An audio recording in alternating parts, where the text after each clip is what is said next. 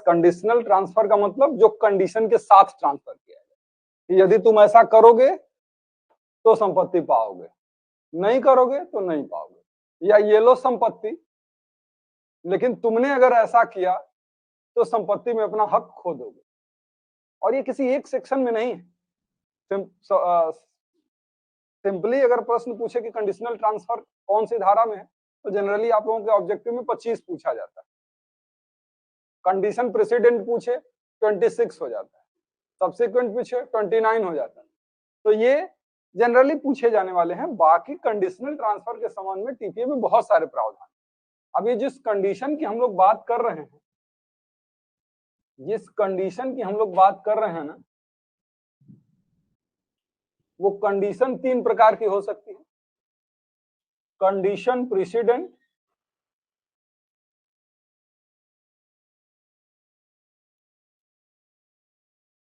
Condition subsequent,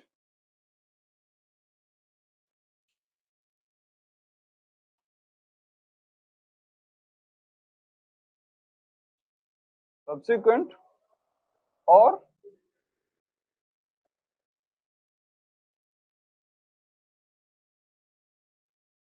collateral condition. तो ये शर्त जो है 3 प्रकार की हो गई। गुड मॉर्निंग बच्चों, सब दिख सही है ना? हाँ, तो ये शर्त आपकी 3 प्रकार की हो गई। एक कंडीशन प्रेसिडेंट यानी पूर्ववर्ती शर्त, दूसरी कंडीशन सब्सिक्वेंट यानी पश्चातवर्ती शर्त, और तीसरे कोलेटरल कंडीशन यानी सांपार्श्विक शर्त। हाँ, उससे जुड़ी हुई शर्त। अब जुड़ी हुई शर्त, पूर्ववर्ती शर्त का मतलब होता है कंडीशन प्रेसिडेंट, मतलब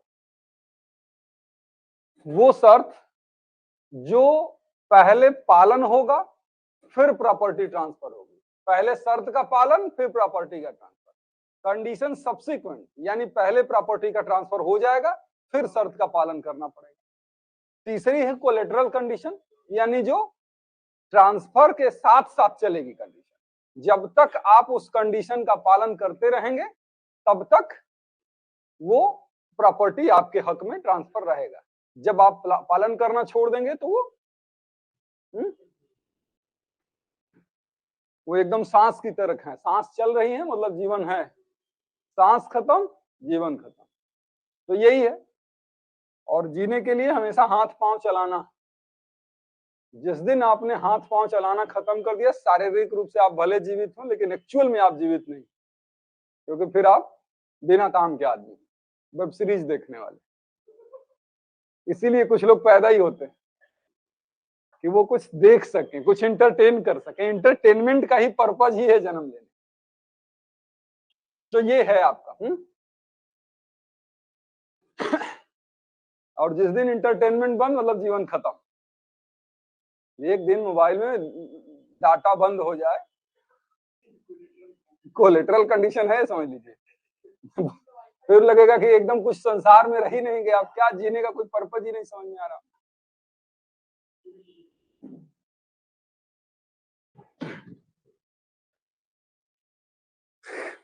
तो ये है कंडीशनल ट्रांसफर, ठीक है ना? अभी हम इसमें घुसेंगे अब अंदर।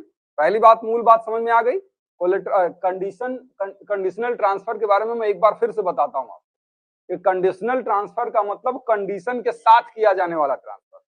आमतौर पर जो बच्चे अभी ट्रांसफर ऑफ प्रॉपर्टी एक्ट पढ़ना शुरू करते हैं, उनको ये लगता है कि कोई प्रॉपर्टी का ट्रांसफर कंडीशन के साथ किया ही नहीं जा सकता, क्योंकि हम लोगों ने इंडियन कॉन्ट्रैक्ट एक्ट के सेक्शन 7 में जो बात करी है कि acceptance must be absolute and unconditional, यानी शर्तों के साथ एक्सेप्टेंस नहीं किया जा सकता। तो ये दिमाग में बैठा हुआ है हम लोगों के कि नहीं, कंडीशन के साथ ट्रांसफर नहीं हो सकता। हो सकता है, जो संपत्ति का मालिक है वो शर्त के साथ या बिना शर्त के ट्रांसफर कर सकता है, कहीं कोई प्रॉब्लम नहीं। तो कंडीशनल ट्रांसफर का मतलब क्या हो गया? जो कंडीशन के साथ ट्रांसफर होता है, यानी वो पर्सन जो ट्रांसफरी है वो प्रॉपर्टी में तभी हक पाएगा जब वो कंडीशन को फुलफिल करेगा।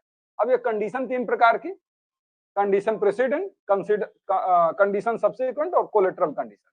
प्रेसिडेंट पहले शर्त का पालन फिर प्रॉपर्टी का ट्रांसफर। सबसे पहले प्रॉपर्टी ट्रांसफर हो जाएगी फिर शर्त का पालन करना होगा। कोलेटरल का मतलब साथ साथ चलने वाला। ठीक, अब हर दशा में जो कंडीशन होगी वो ट्रांसफर को वैलिड ही कर दे, ये जरूरी तो है नहीं।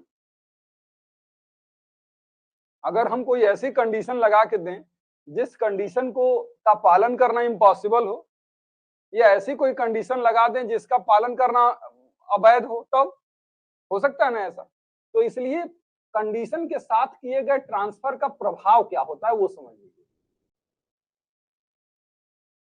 एक तो होता है कि जहां ट्रांसफर भी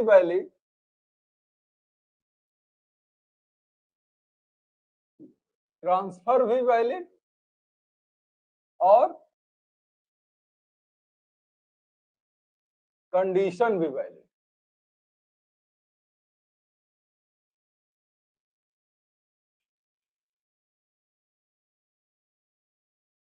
ठीक है, जहां ट्रांसफर भी वैलिड और कंडीशन भी वैलिड। दूसरा, जहां transfer valid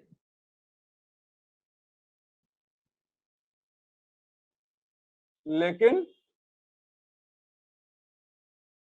condition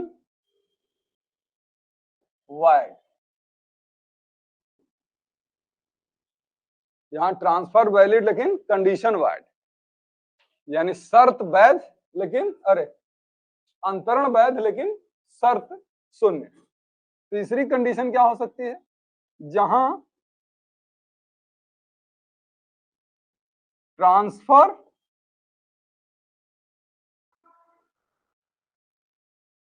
and condition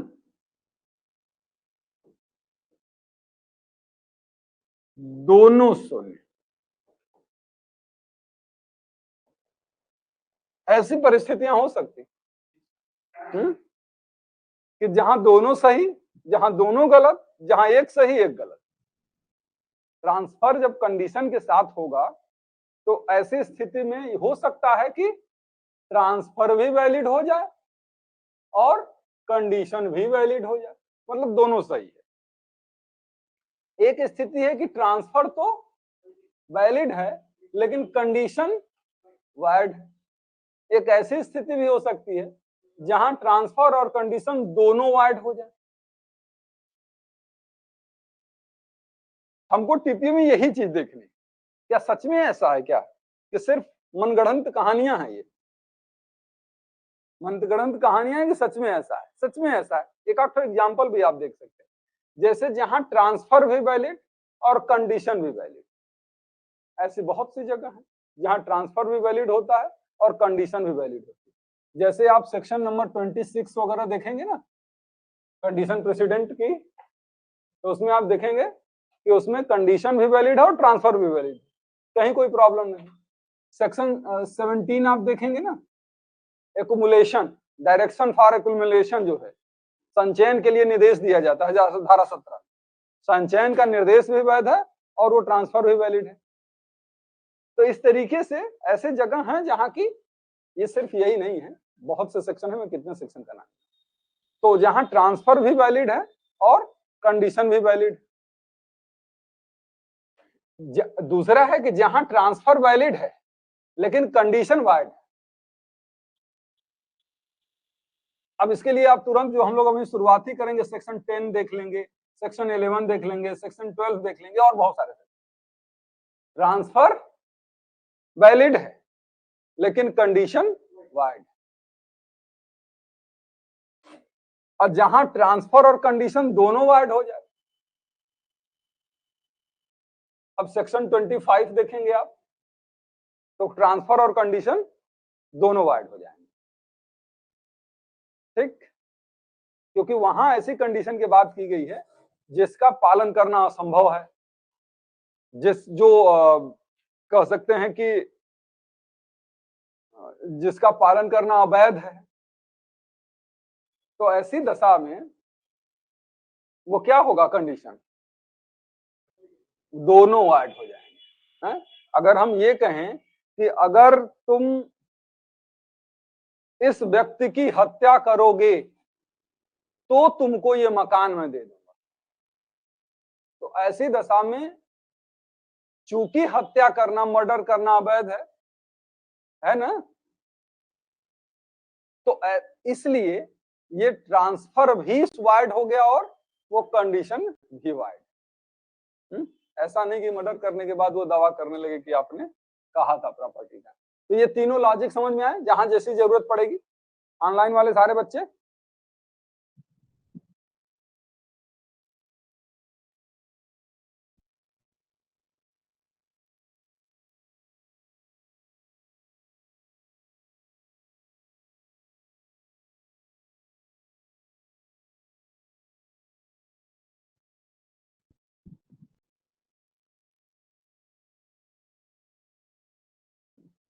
आपने कंडीशन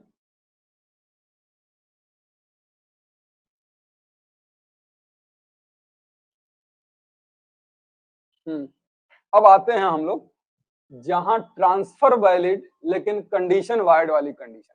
ठीक है,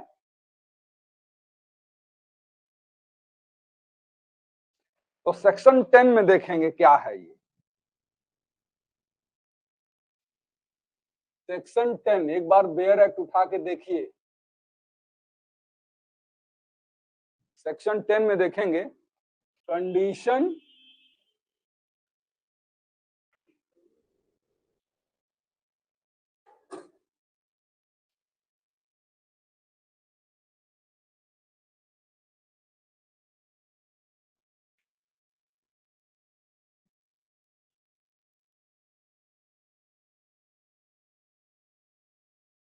तो कहते हैं अन्य संक्रामण को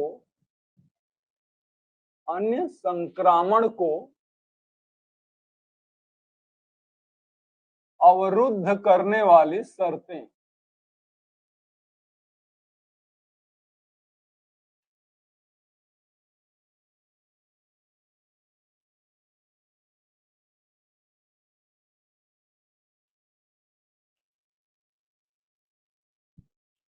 ठीक,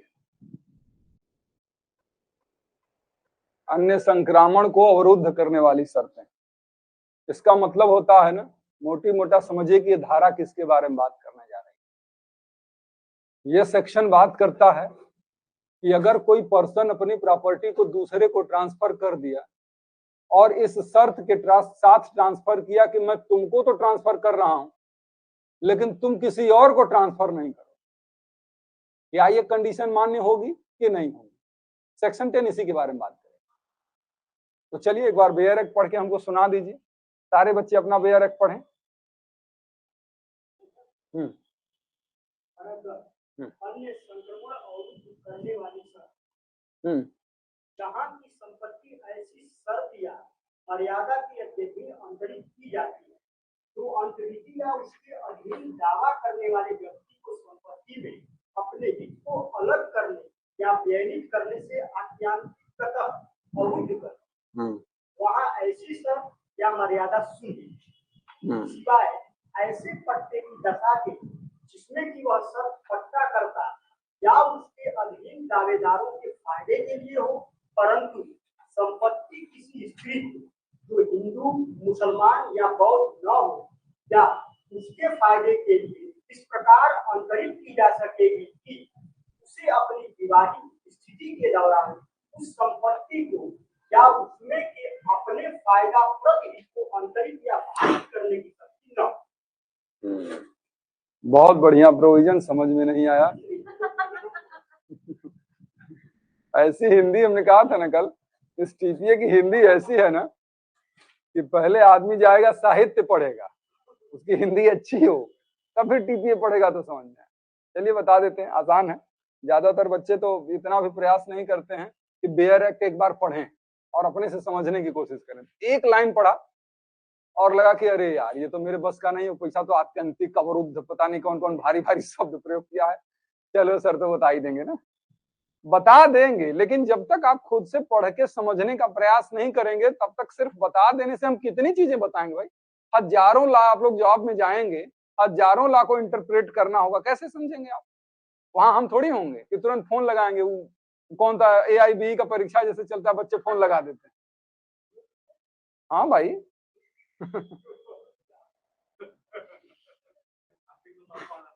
हाँ?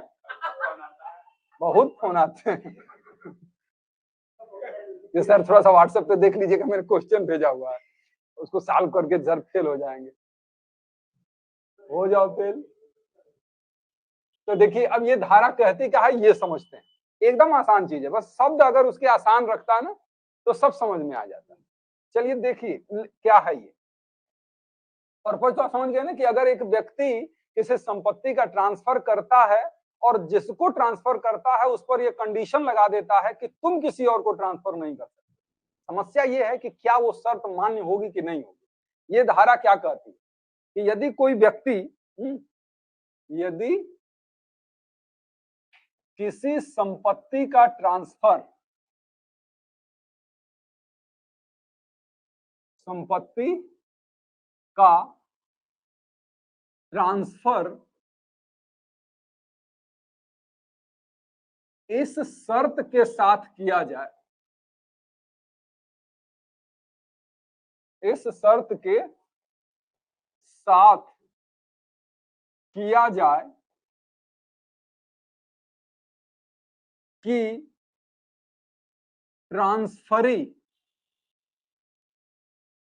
ट्रांसफरी उस प्रॉपर्टी को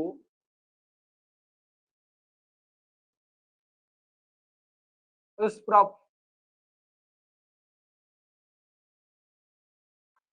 प्रॉपर्टी को किसी अन्य को ट्रांसफर नहीं करेगा, नहीं करेगा। तो ऐसी शर्त शून्य होगी और ट्रांसफर वैलिड होगा।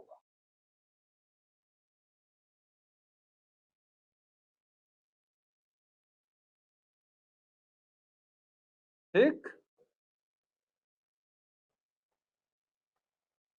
आसान हो गया ना लैंग्वेज। यही तो आप लोग चाहते हैं कि एकदम मलाई मिल जाए, कहीं दिमाग पर जोर न पड़े, नहीं तो क्या पता दिमाग की पतली पतली नसें इधर उधर फटफुट जाए तो जो काम कर भी रहा है वो भी ना करे। तो किसी संपत्ति का ट्रांसफर किया जाए कि वह उस प्रॉपर्टी को, देखिए यहां मैंने क्या शब्द प्रयोग किया है, किसी अन्य को।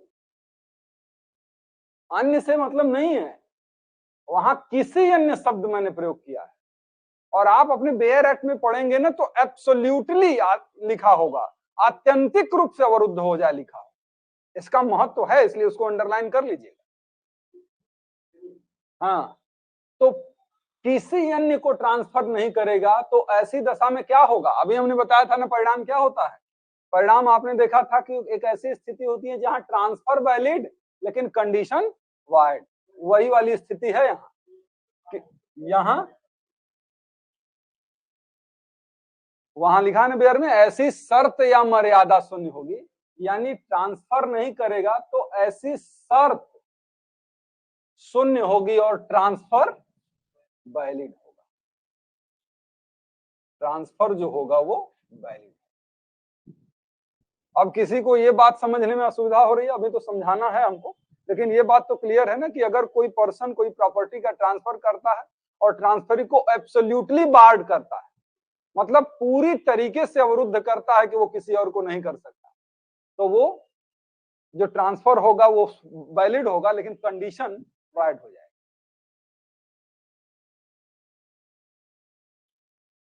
अब जिस कंडीशन की हम लोग बात कर रहे हैं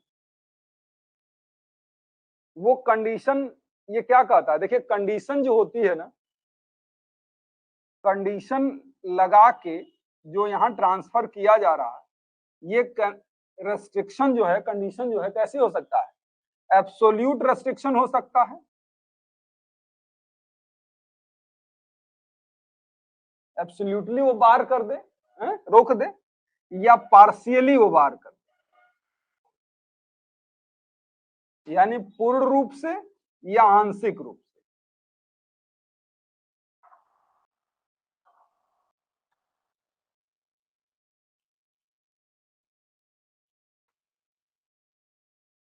समझ में आई बात? क्या कर रहा है ये? शर्त जो है, जो उसको रोकती है, अवरुद्ध करती है, अवरुद्ध करने वाली शर्त, वो एब्सोल्युटली उसको बाहर कर दे रही है कि तुम नहीं कर सकते, और एक है कि पार्शियली वो बाहर कर रही है। ये धारा किस प्रकार की बात को करता है ये? Very good. ये सेक्शन 10 कहता है ना कि जब कोई शर्त ऐसी है जो उसे ट्रांसफर करने से, पुनः ट्रांसफर करने से पूरी तरीके से अवरुद्ध करेगी, तभी शर्त शून्य हो। पार्शियली अगर रेस्ट्रिक्ट करती है तो शून्य नहीं हो। अब जो बातें मैं कहता हूं बेटा, गोला जहां मैं बनाया हूं उस बात का मतलब है। अब मैं आगे बढ़ जाता हूं, उम्मीद करता हूं कि यहां तक बात क्लियर हुई होगी। Good morning Sangeeta. अब आगे बढ़ेंगे तो जैसे हमने उठा लिया है ना पूर्ण प्रतिबंध। प्रतिबंध कैसा लगाया गया है? पूर्ण प्रतिबंध।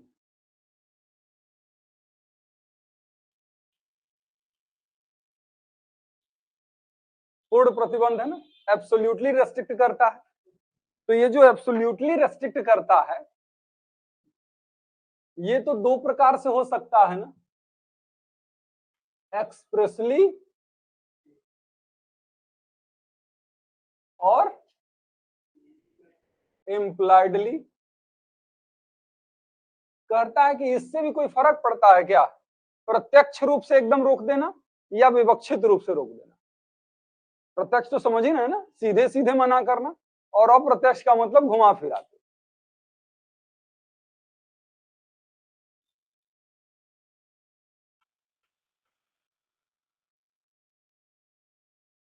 प्रत्यक्ष रूप से मना करना और अप्रत्यक्ष रूप से। जैसे चुनाव का माहौल है और एक राजनेता आके कहता है कि आप लोग बस मुझे वोट दीजिए और अपना भविष्य मेरे हाथों में दे दीजिए, मैं पूरी तरीके से उसको चौपट कर दूंगा। ये प्रत्यक्ष तरीका हुआ। ये पूरी तरीके से वो ना भी बोलता तो भी अप्रत्यक्ष तरीके से वही करने वाला है।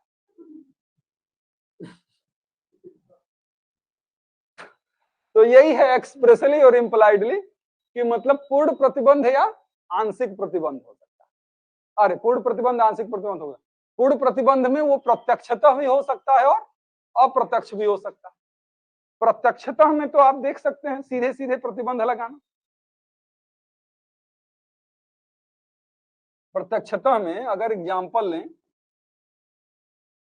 तो ए एक व्यक्ति जो है वो एक मकान का ट्रांसफर करता है, एक मकान का ट्रांसफर करता है बी को, और कहता है कि तुम किसी और को ट्रांसफर नहीं करोगे तभी हम तुमको देंगे। तो उसने मकान का ट्रांसफर बी को किया और उसने प्रतिबंध लगा दिया कि किसी और को ट्रांसफर नहीं करना, किसी अन्य को नहीं। तो ये क्या रहा? ये एक्सप्रेसली रेस्ट्रिक्ट कर रहा है ना कि सीधे सीधे नहीं करना। तो इम्प्लाइडली में काम वही होता है।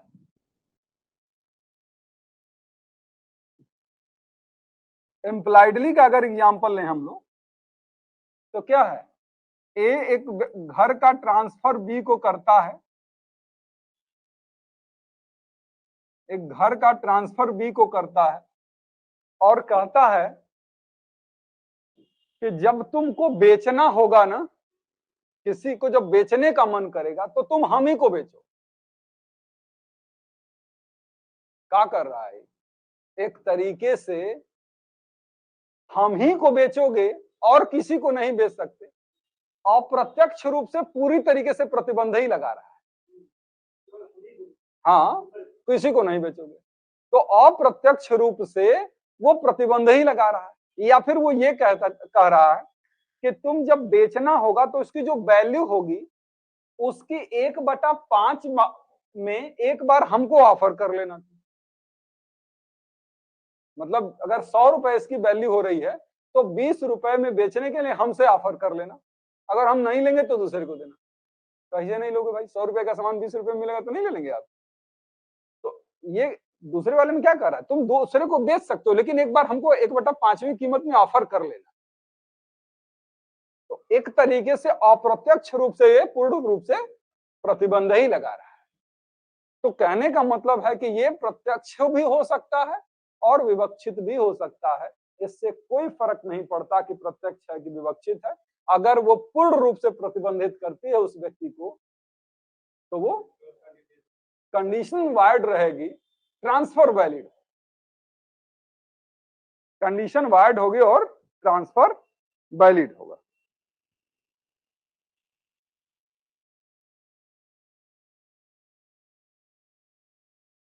ये तो पूर्ण प्रतिबंध हमने बात कर दी। अब पार्शियल रेस्ट्रिक्शन यानी आंशिक प्रतिबंध।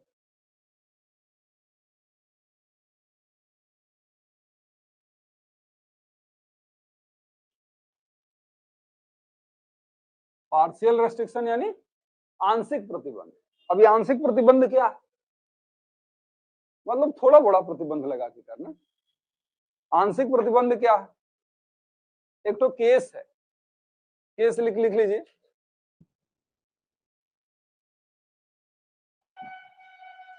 केस का नाम है मोहम्मद रजा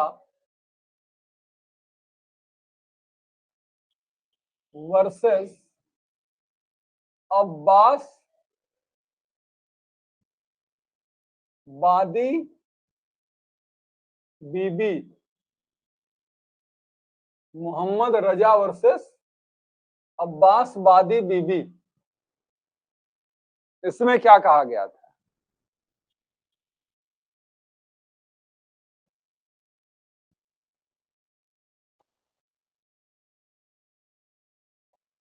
इसमें मामला ये था, मैं लिखवाऊंगा नहीं आप लिख लीजिएगा। इसमें मामला ये था कि एक व्यक्ति ने एक प्रॉपर्टी दूसरे को सेल की और इस शर्त के साथ कि तुम जब सेल किसी को करना तो एकदम से स्ट्रेंजर को मत कर देना, एकदम अपरिचित व्यक्ति को मत कर देना। ये रेस्ट्रिक्शन पार्शियल रेस्ट्रिक्शन माना गया, एकदम अपरिचित को मत कर देना, ये पार्शियल रेस्ट्रिक्शन था और ये वैलिड।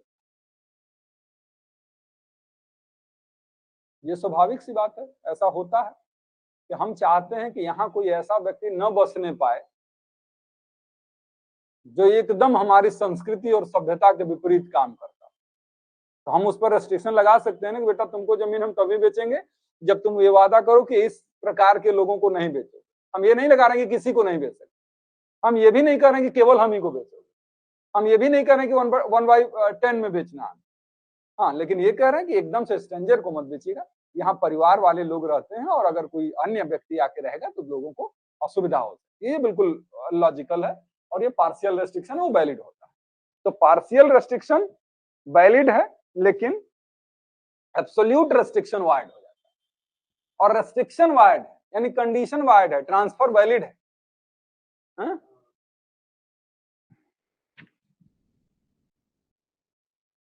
हाँ बेटा 10 सेक्शन 10 इज गोइंग। अब जानते ही हैं रूल है तो एक्सेप्शन होंगे ही।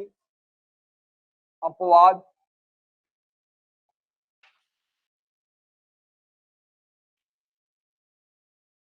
एक्सेप्शन क्या है,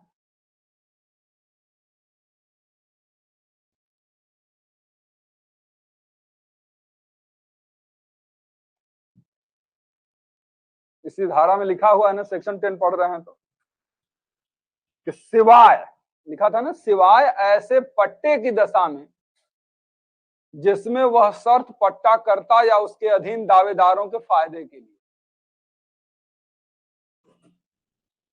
पहला शर्त क्या, अरे अपवाद क्या होगा,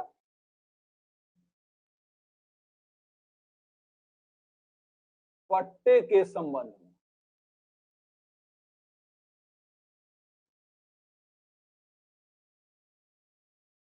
पट्टे के संबंध में, पट्टा मतलब लीज के संबंध में ये प्रतिबंध लगाया जा सकता है, एब्सोल्यूट रेस्ट्रिक्शन, कि देखो मैं तुमको ट्रांसफर कर रहा हूं, तुम किसी और को ट्रांसफर नहीं कर सकते, यानी मैं तुमको लीज पर दे रहा हूं, तुम किसी और को सब लीज पर नहीं दे सकते, उप पट्टे पर नहीं दे सकते। ये बिल्कुल वैलिड है, क्योंकि मैं मालिक हूं भाई, तो मैं इतना तो प्रतिबंध लगा ही सकता हूं कि मैं किराए पर तुमको दे रहा हूं, तुम किसी और को मत दे देना। तो ये प्रतिबंध जो है वो मान्य है, यानी पट्टे के संबंध में धारा 10 लागू नहीं होती कि पूर्ण प्रतिबंध लगाया गया है तो सुन।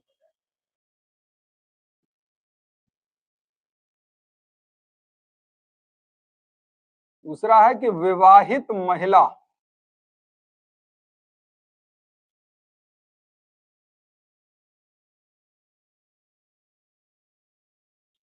के संबंध में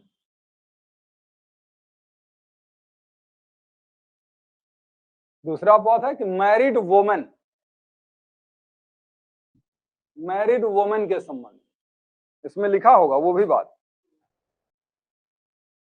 परंतु संपत्ति किसी स्त्री को जो, अंडरलाइन कर ले जाए, हिंदू मुसलमान या बौद्ध न हो या उसके फायदे के लिए इस प्रकार ट्रांसफर की जा सकेगी कि उसे अपने विवाहित स्थिति के दौरान उस संपत्ति को या उसमें से उसके लाभप्रद हित को अंतरित या भारित करने की शक्ति नहीं होगी। ये भी वैलिड होगा। अब ये प्रथा खत्म हो गई, लेकिन टीपीए में अभी भी बनी हुई। पहले एक कॉन्सेप्ट चला करता था ना, आप लोगों को पता है ना, स्त्री धन और स्त्री संपदा। हिंदू विधि में भी ये नियम था। ये हालांकि टीपीए वाला जो है हिंदू मुस्लिम और बौद्ध को छोड़ के बाकी लोगों की बात।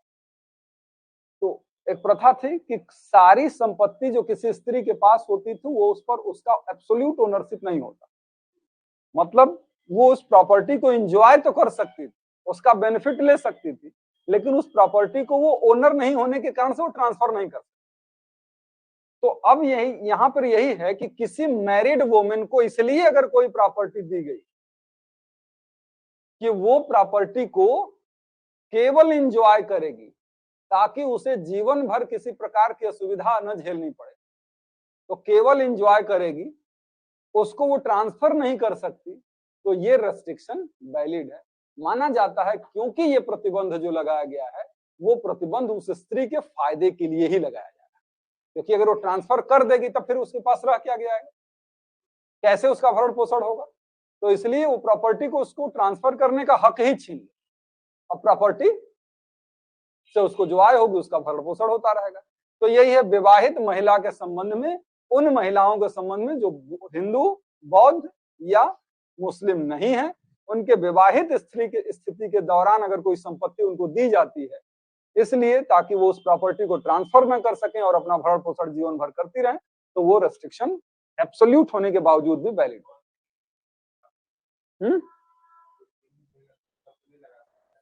क्या कर सकते हैं? हाँ नहीं, उसमें ये बात नहीं लागू होती है। दो अपवाद हो गए। तीसरा,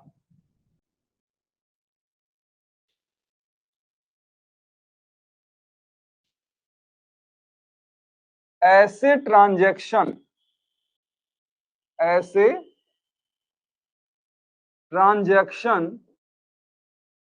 जो टीपीए के अंतर्गत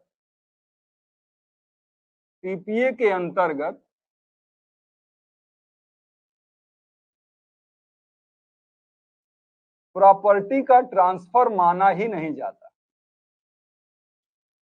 प्रॉपर्टी का ट्रांसफर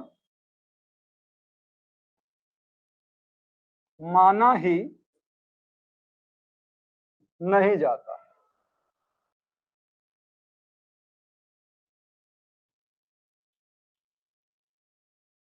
मैंने बताया था ना, सेक्शन 5 जब हम लोग पढ़ रहे थे तो उसमें हमने कई चीजों को बताया था कि कुछ ऐसी चीजें होती हैं जो प्रॉपर्टी का ट्रांसफर तो एक्चुअल में व्यवहारिक रूप में हो रहा है, लेकिन टीपीए उसको ट्रांसफर नहीं मानता। जैसे फैमिली सेटलमेंट, सरेंडर, रिलिंग्विशमेंट, ये सब क्या है? जैसे प्रॉपर्टी का ट्रांसफर तो नहीं माना जाता, यानी संपत्ति का अंतरण नहीं है, वो पारिवारिक बंटवारा है, अंतरण नहीं है, वो टीपीए के पर्पज के लिए अंतरण नहीं। तो कहता है ना कि ऐसे ट्रांजैक्शन जो टीपीए के अंतर्गत प्रॉपर्टी का ट्रांसफर माना ही नहीं जाता, जैसे कंप्रोमाइज हो गया, फैमिली सेटलमेंट हो गया, आप लोग लिख लीजिएगा जिन लोगों को याद नहीं रहने की संभावना है। तो कंप्रोमाइज हो गया, फैमिली सेटलमेंट हो गया, है ना, पार्टीशन हो गया, तो वो, हाँ समझ रहे हैं ना। तो ऐसे मामलों में जब वो ट्रांसफर है ही नहीं तो कंडीशन लगाने से कोई दिक्कत भी नहीं होनी चाहिए, क्योंकि ये प्रॉपर्टी के ट्रांसफर पर प्रतिबंध नहीं लगा सकते। जब वो ट्रांसफर ही नहीं थे तब तो प्रतिबंध लगा ही जा सकता। तो यही कहता है कि अगर मान लीजिए समझौते में बात तय हुई कि देखो भाई तुम ये प्रॉपर्टी किसी को बेचोगे नहीं, खानदानी प्रॉपर्टी है हम लोगों की, बचा के रखना है, तो अब अगर इस शर्त के साथ उसे अगर कोई चीज दी गई है, प्रॉपर्टी का कोई हिस्सा दिया गया है, तो वो ट्रांसफर नहीं कर सकता।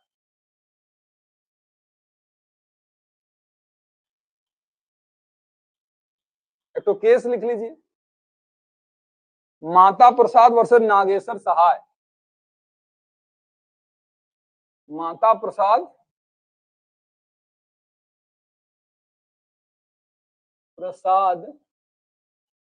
वर्सेस नागेश्वर सहाय।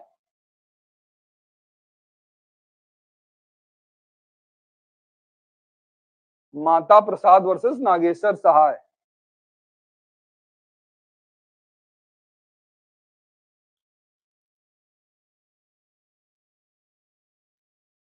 इस मामले में हुआ ये था, माता प्रसाद वर्सेस नागेश्वर सहाय के केस में हुआ था कि ये एक मेल था, उसके मरने के बाद उसकी एक विडो थी और एक नेफ्यू था, भतीजा। तो एक उसकी विधवा थी और भतीजा था। इसके पास जो संपत्ति थी, उस संपत्ति को लेकर डिस्प्यूट हो रहा था कि भतीजा रखे कि विधवा रखे। तो कोर्ट ने कंप्रोमाइज करा दिया। इसमें कोर्ट ने इस प्रॉपर्टी को लेकर क्या करा दिया, इन लोगों में कंप्रोमाइज करा दिया। कंप्रोमाइज ये था कि ये प्रॉपर्टी रहेगी तो भतीजे के पास, लेकिन भतीजे का उत्तरदायित्व है कि जब तक विडो जीवित रहेगी उसको वो मेंटेनेंस देगी। ठीक, क्या ये जो पूर्ण रूप से भतीजे पर संपत्ति को ट्रांसफर करने में प्रतिबंध लगाया जा रहा है वो वैध है? बिल्कुल है, क्योंकि ये प्रॉपर्टी का ट्रांसफर तुमको नहीं हुआ था, ये समझौता हुआ था, और समझौता टीपीए के अंतर्गत प्रॉपर्टी का ट्रांसफर नहीं माना। कल कोई बच्चा कह रहा था कि सर टीपीए जो है, कौन कह रहा था, तुम ही कह रहे थे क्या, टीपीए और सीपीसी भाई बहन लग रहे हैं।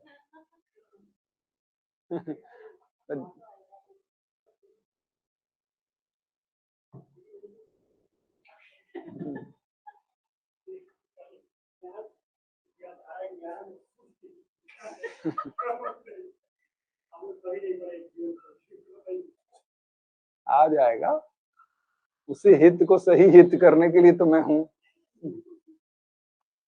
ठीक है, बात समझ में आ रही है कि नहीं? समझने में तो नहीं प्रॉब्लम हो रही है, हो जा रहा है ना।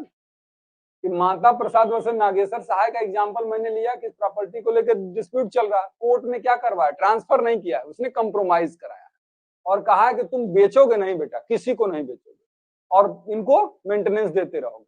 अब किसी को नहीं बेचोगे तो पूर्ण प्रतिबंध हो गया, फिर भी मान्य था क्योंकि ये प्रॉपर्टी का ट्रांसफर नहीं था, ये कंप्रोमाइज था। तो समझौते के मामलों में लगाया जा सकता है, अंतरण पर नहीं लगाया जा सकता। कि एक व्यक्ति जब दूसरे को प्रॉपर्टी ट्रांसफर करता है तो उस पर वो कंडीशन नहीं लगा सकता कि तुम किसी और को नहीं कर सकते।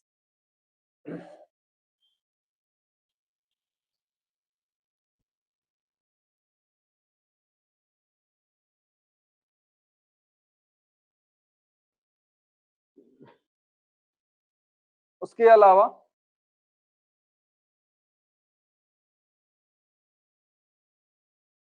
चौथा है अन्य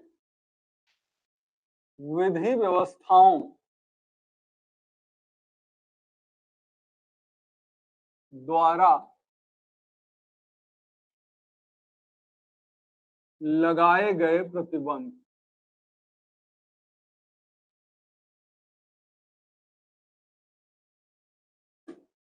मैंने किसी अदर लॉ के द्वारा अगर कोई प्रतिबंध लगाया जा रहा है तो वो मान्य होगा।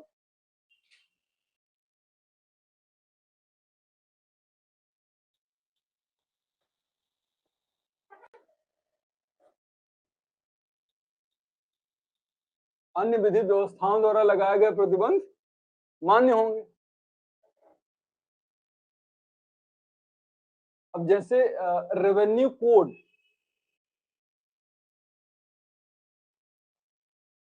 2006 यूपी रेवेन्यू कोड की मैं बात कर रहा हूं, जमींदारी एवोल्यूशन, ये सब क्या है? इसके अंतर्गत आप देखेंगे कि अगर जो लैंड लॉ आप लोगों ने पढ़ा होगा तो उसमें ये देखा होगा कि अगर किसी जैसे भूमिधर विथ नॉन ट्रांसफरेबल राइट, तो भूमिधर तो वो है, उसे संपत्ति दी तो गई है लेकिन उस प्रॉपर्टी को वो ट्रांसफर नहीं कर सकता, आसामी नहीं कर सकता, अधिवासी नहीं कर सकता। तो उनके पास प्रॉपर्टी दी गई, ट्रांसफर किया गया, लेकिन वो उस किसी अन्य को ट्रांसफर करने के हकदार नहीं है। तो अन्य विधि व्यवस्थाओं में अगर ऐसी कोई व्यवस्था है कि जिसके अंतर्गत प्रॉपर्टी का ट्रांसफर वो करने से पूर्णतया अवरुद्ध किया जा रहा है तो वो कंडीशन वैलिड होती है, वो कंडीशन वाइड नहीं होती। अदरवाइज इसका क्या परिणाम सेक्शन 10 का आपने पढ़ा, condition wide, transfer valid.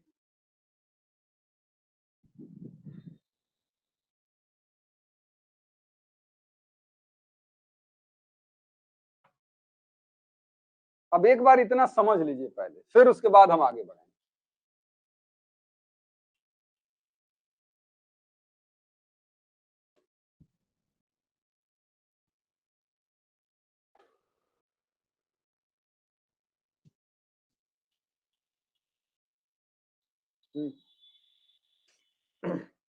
Conditional transfer का क्या हमने मतलब देखा था अभी तक?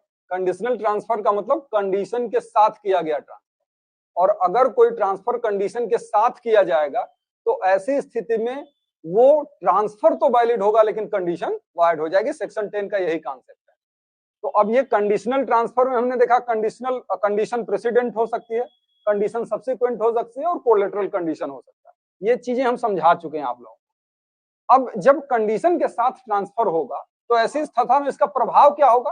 कभी कभी ट्रांसफर वैलिड होगा और कंडीशन भी वैलिड होगी, कभी कभी ट्रांसफर वैलिड होगा लेकिन कंडीशन वाइड हो जाएगी, और तीसरी स्थिति में एक तो है कि जहां कंडीशन और ट्रांसफर दोनों वाइड हो जाए।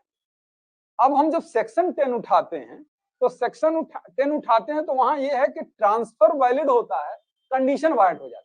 क्या है ट्रांसफर सेक्शन 10 का प्रोविजन कि अगर सेक्शन 10 के अनुसार ये कहता है कि किसी व्यक्ति को प्रॉपर्टी ट्रांसफर की जाती है और उस पर यह रेस्ट्रिक्शन लगाया जाता है कि तुम प्रॉपर्टी को किसी अन्य को ट्रांसफर नहीं कर सकते, किसी अन्य को ट्रांसफर नहीं कर सकते, तो ऐसी स्थिति में कंडीशन वाइड हो जाएगी और ट्रांसफर वैलिड हो जाएगा। लेकिन ये कंडीशन दो प्रकार की होती है, एक एब्सोल्यूट और एक पार्शियली। एब्सोल्यूट रेस्ट्रिक्शन ही सेक्शन 10 के अंतर्गत आती है और वही वाइड होती है। अगर पार्शियल रेस्ट्रिक्शन है तो वाइड नहीं होगा, वैलिड हो जाएगा फिर वो, है ना। और एब्सोल्यूट रेस्ट्रिक्शन भी एक्सप्रेसली या इंप्लाइडली दो प्रकार का हो सकता है। तो एब्सोल्यूट एक्सप्रेसली हो चाहे इंप्लाइडली हो, दोनों ही दशाओं में वो कंडीशन को वाइड ही कर देता है, ट्रांसफर वैलिड रहता है। इसको तमाम एग्जाम्पल भी हम लोगों ने देखे थे। फिर उसके बाद हम लोगों ने देखा कि पार्शियल रेस्ट्रिक्शन में मोहम्मद रजा वर्सेस अब्बास वादी बीवी के केस में समझौता हुआ था और ऐसी स्थिति में इसलिए वो पार्शियल नहीं, किसी अजनबी को ट्रांसफर नहीं करोगे उसमें था, तो अजनबी को ट्रांसफर नहीं करोगे तो जो रेस्ट्रिक्शन था वो पार्शियल रेस्ट्रिक्शन माना गया और कहा कि बिल्कुल वैलिड है वो। एक्सेप्शन में पट्टे के संबंध में नियम लागू नहीं होगा, मैरिड वुमेन के संबंध में नियम लागू नहीं होगा, ऐसे ट्रांजेक्शन जो ट्रांसफर की कोटि में आते नहीं उस पर भी लागू नहीं होगा, और एक और है कि जो किसी अदर लॉ के अंतर्गत अगर कोई रेस्ट्रिक्शन लगाया गया है तो उस पर भी लागू नहीं होगा, यानी वहां पे ट्रांसफर और कंडीशन दोनों वैलिड हो जाएगी। ठीक, सही है।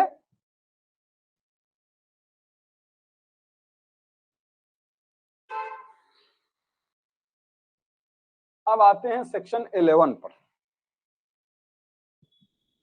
अरे यार टाइम इतना तेज निकल जाता है क्या। हाँ? अब समझ में नहीं आ रहा। अब हम जब सेक्शन 11 बताना शुरू करें तब से पता चले कि एकदम आधे आध पर बात खत्म हो गई, आधों पर नहीं पहुंचेंगे। है ये भी कठिन।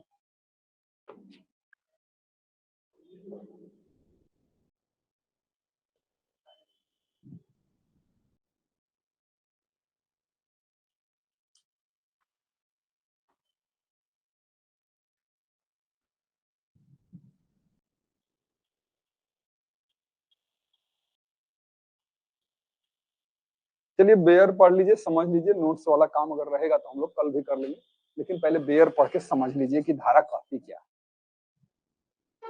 ये भी उसी कैटेगरी में आती है, कंडीशन वायर्ड ट्रांसफर वैलिड। तो ये क्या कहती है, पढ़िए। संपत्ति में किसी व्यक्ति के पक्ष में ही आत्यांतिक किया जाता है, किंतु अंतराल में निबंधन निवेश करते हैं वह ऐसे हित का किसी विशिष्ट विधि से उपयोजन या भोग करेगा, वहां वह ऐसे हित को ऐसे प्राप्त और व्ययित करने का अधिकार होगा मानो ऐसा कोई निवेश आदि। जहां भी ऐसा कोई निवेश स्थावर संपत्ति के टुकड़े के बारे में उस संपत्ति के दूसरे टुकड़े के फायदा प्रद उपभोग को सुनिश्चित करने के प्रयोजन से किया गया हो, वहां इस धारा की कोई भी बात किसी ऐसे अधिकार पर जो अंतरक ऐसे निवेश का प्रवर्तन कराने के लिए रखता या किसी ऐसे उपचार पर जो वह उसके भंग के बारे में रखता हो प्रभाव डालने वाली नहीं। फिर इसमें आत्यंतिकता आया, एब्सोल्युटली। यही सब बच्चों को कंफ्यूज करते हैं। वहां एब्सोल्युटली किसी अन्य पर्पज के लिए है और यहाँ एब्सोल्युटली किसी अन्य पर्पज के लिए। अब सृष्ट हित के विरुद्ध निर्बंधन, जो इसकी हेडिंग है, रेस्ट्रिक्शन रेपुग्नेंट टू इंटरेस्ट क्रिएटेड। अब इसको एकदम ठेठ भाषा में समझिए कि कह क्या रहा। पहले वाले में क्या कह रहा था कि मैं तुमको ट्रांसफर कर रहा हूं लेकिन तुम किसी को नहीं कर सकते। धारा 10 में उसका खेल समझ चुके हैं आप। धारा 11 में क्या है कि मैं तुमको ट्रांसफर कर रहा हूं लेकिन तुम इसका कैसे एंजॉयमेंट करोगे वो मैं बताऊंगा। अब बताइए ये वैलिड होगा कि नहीं? मैं तुमको कर रहा, अरे कोई प्रॉपर्टी ट्रांसफर कर रहा हूं और उस प्रॉपर्टी को यूज कैसे करना है वो मैं बता रहा हूं, ऐसे ही यूज करना तुम।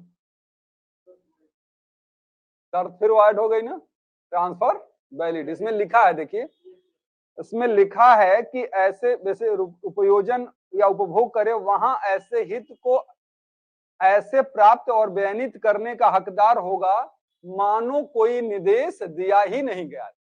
इसके आप बहुत अभ्यस्त हैं। जैसे हम कहते हैं ना कि बेटा ऐसे पढ़ा करिए, आप ऐसे उसको इग्नोर कर देते हैं जैसे कोई निर्देश दिया ही नहीं गया था। घर में बड़े बुजुर्ग आपके जब जैसे दादी वादी होंगे, उनको काम होता है बोलते रहेंगे, उनको पता है कि सुनेगा नहीं, लेकिन वो अपनी ड्यूटी को डिस्चार्ज कर रहे हैं। वो बोल रहे हैं कि नहीं तुम कुछ नहीं करोगे, ये नहीं करोगे, तुम आपको तो ध्यान ही नहीं, आपका तो ध्यान मोबाइल पर। एग्जैक्टली यही चीज है धारा 11 कि निर्देश जो दिया जा रहा है कि बेटा गाड़ी धीरे चलाना, आपका ध्यान उस धीरे चलाने वाली बात पे है ही नहीं, आप इग्नोर कर देते हैं उस प्रकार। तो यही है सेक्शन 11। कहता है कि अगर कोई पर्सन, एकदम साधारण भाषा में समझिए कि अगर कोई पर्सन किसी प्रॉपर्टी को पूरी तरीके से अगर दूसरे व्यक्ति को ट्रांसफर कर देता है, मेरा शब्द सुनिए, एब्सोल्युटली उसमें आत्यंतिकतः शब्द प्रयोग किया गया। तो अगर एब्सोल्युटली पूरी तरीके से अगर इसको ट्रांसफर कर देता है तो ट्रांसफरी उस प्रॉपर्टी को एंजॉय कैसे करेगा, उसका उपभोग कैसे करेगा, उसको यूज कैसे करेगा, ऐसा कोई अगर डायरेक्शन दिया जाता है तो उस डायरेक्शन को वो ऐसे इग्नोर कर सकता है मानो कोई डायरेक्शन था ही नहीं। कहने का मतलब, इग्नोर करने का मतलब, इस डायरेक्शन का कोई मतलब नहीं है, वो वाइड, और ट्रांसफर जो होगा वो वैलिड है। अब बात समझ में आ गई? अब सृष्ट हित से तो कोई दिक्कत नहीं है। सृष्ट हित का मतलब है जो इंटरेस्ट क्रिएट किया गया, जिस इंटरेस्ट का निर्माण किसी के पक्ष में किया गया है, उस पर यह प्रतिबंध लगाना कि तुम उसका एंजॉयमेंट कैसे करो। My life my rule, section 11।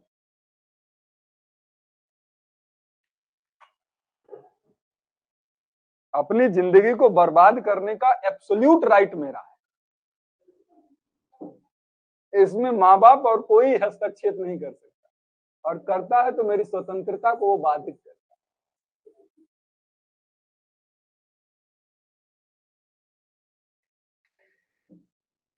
है। अब इसको समझे। सेक्शन 11, सेक्शन 11 का प्रावधान क्या कहता है कि जब किसी के पक्ष में किसी व्यक्ति के पक्ष में किसी प्रॉपर्टी,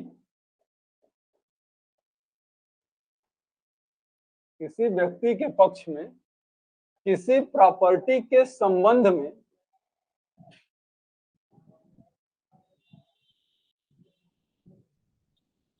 एब्सोल्यूट इंटरेस्ट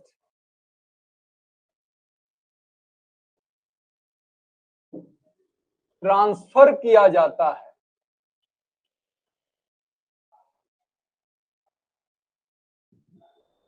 ट्रांसफर किया जाता है, और उसके साथ यह निर्देश दिया जाता है, निर्देश दिया जाता है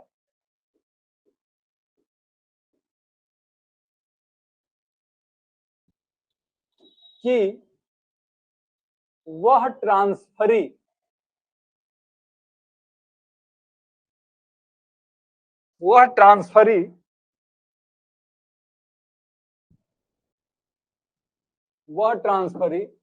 उस प्रॉपर्टी को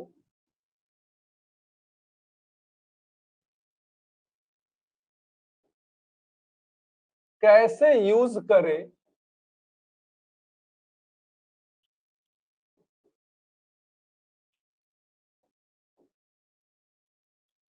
तब ऐसी, यानी तब ऐसा निर्देश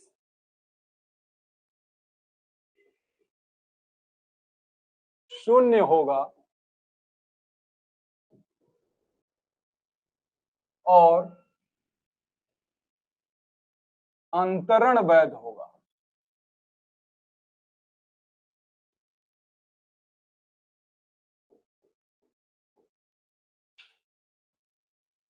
और अंतरण वैध होगा। ठीक, यानी वही वाली बात जो उसमें लिखी हुई थी कि ऐसे ध्यान दिया जा सकता है मानो कोई निर्देश दिया ही ना गया।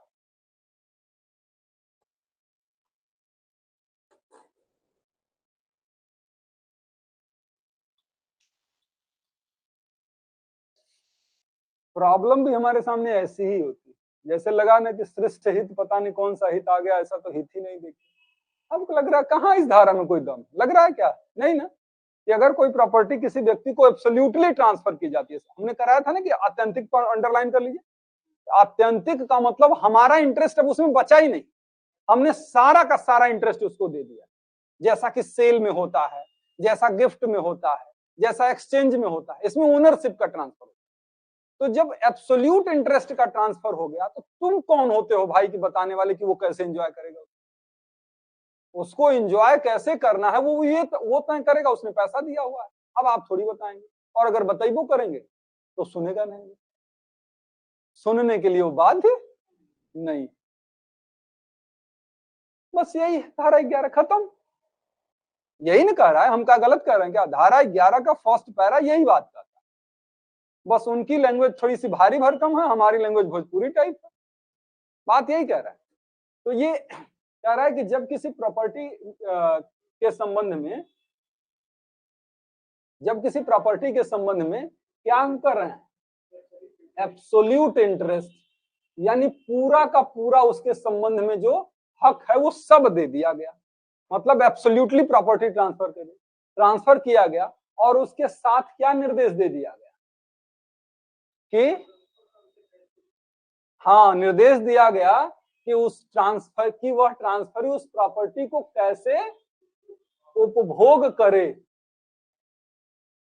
तब ऐसा निर्देश शून्य होगा और ट्रांसफर वैलिड होगा।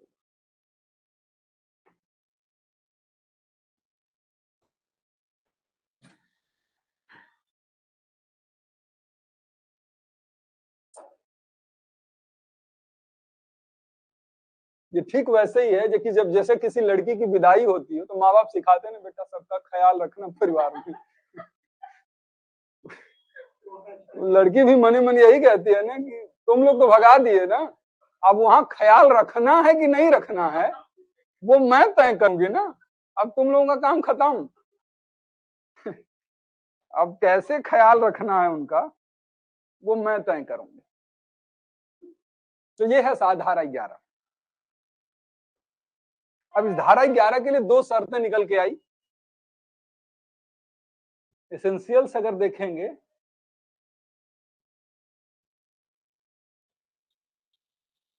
दो प्रकार के एसेंशियल निकल के आते हैं।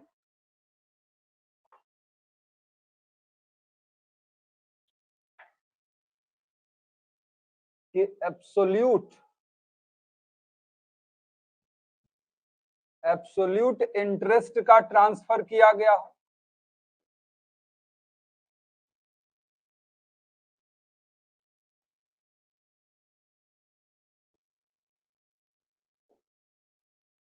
एक जरूरी है एब्सोल्यूट इंटरेस्ट का ट्रांसफर किया गया हो, और दूसरा है एंजॉयमेंट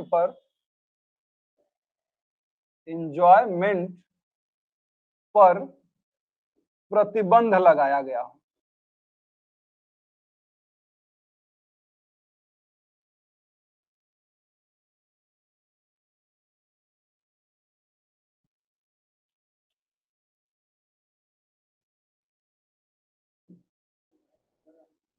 हाँ?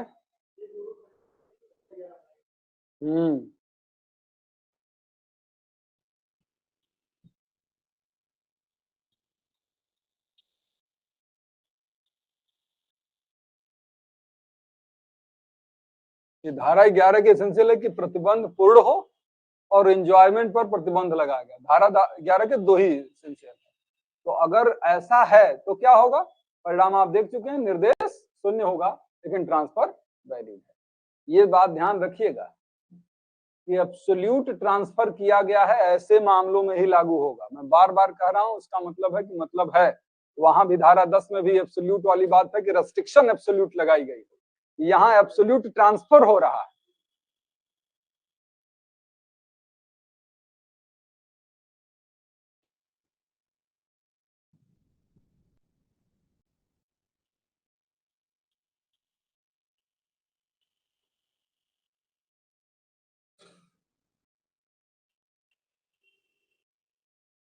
तो क्या एब्सोल्यूट क्या लगा, एंजॉयमेंट पर क्या लगा रहा है, रेस्ट्रिक्शन।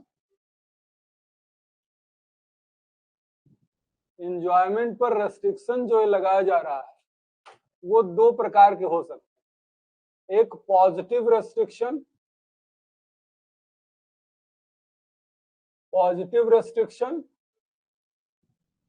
और दूसरा निगेटिव रेस्ट्रिक्शन।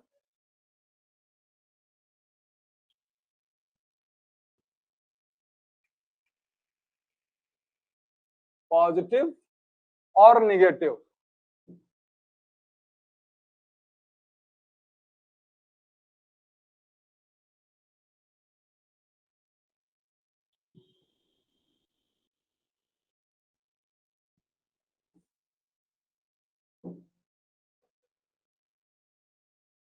पॉजिटिव और निगेटिव रेस्ट्रिक्शन यानी एक सकारात्मक प्रतिबंध होता है और एक नकारात्मक प्रतिबंध होता है। सकारात्मक प्रतिबंध का क्या मतलब हुआ कि तुमको कुछ करना है, और नकारात्मक प्रतिबंध का मतलब तुम ये नहीं करोगे। तुमको ये ट्रांसफर तो मैं कर रहा हूं, लेकिन तुम इसमें चिकन नहीं बनाओगे। हो सकता है ना? है ना? सकारात्मक प्रतिबंध का मतलब कि तुम रोज चिकन बनाओगे ताकि कम से कम सुगंध तो हमको मिलती रहे। है भाई, हम क्या करें, छोड़ चुके हैं, तो सुगंध लेना थोड़ी छोड़े हैं यार। बनाओ तुम लोग।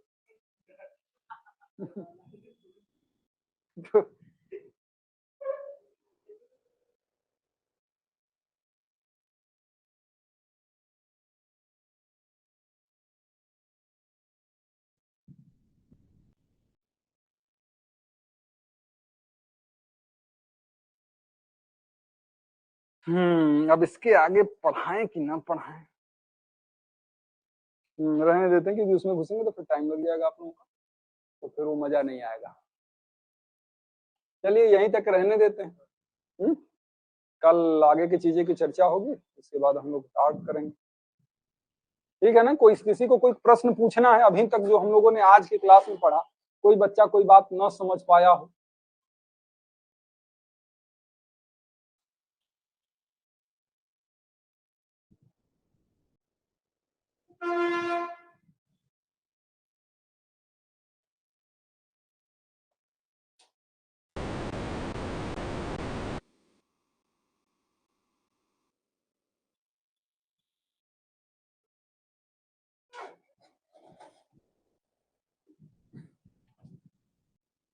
ठीक है फिर, थैंक यू।